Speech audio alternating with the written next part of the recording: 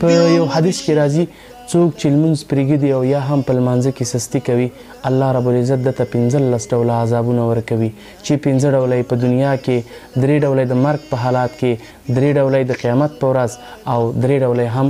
د په قبر کې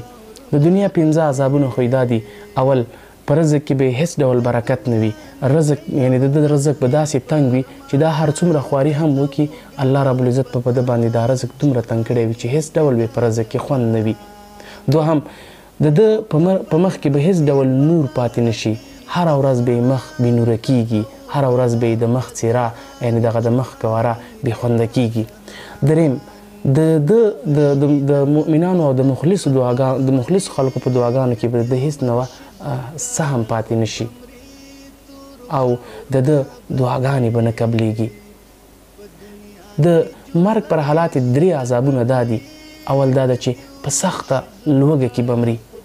یعنی دا به داسې سخت لوږی چې په دغه حالاتو کې به دته مرګ راشي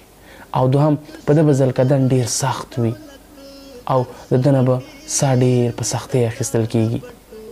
او دریمه خبره دا ده چې دا به ډېر په سخته تنده کې مري که ټول بحر هم وڅښي خو د ده تنده به پرې ماته نه شي د قبر 3 عذابونه خو دا دي چې اول په ده باندې به یو مار مقرر کړی شي او هغه مار به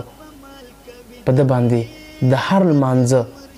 د قضا کولو له امله په ده باندې یو ګزار کوي یا یو نیش به پرې لګوي چې د نیش له وجې به دا کس 80 ګزه په ځمکه کې ننوځي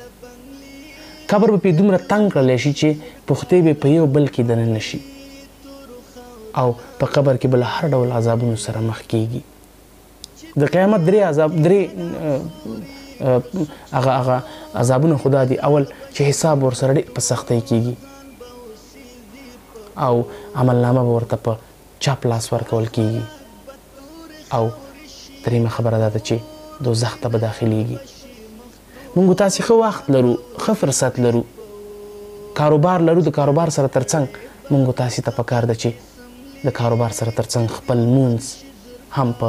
وخت او په ټایم سره ترسره کړو ځکه چې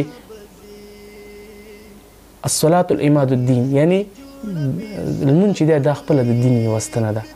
نو ولې موږ تاسې وخت هم لرو کافي وخت هم لرو خو بیا هم موږ تاسې لمونځ نه کوو راځئ چې سرلننه د لمانځه کولو لپاره دا هوډ وکړو چې موږ په هیڅ صورت کې خپل لمونځ نه قضا کوو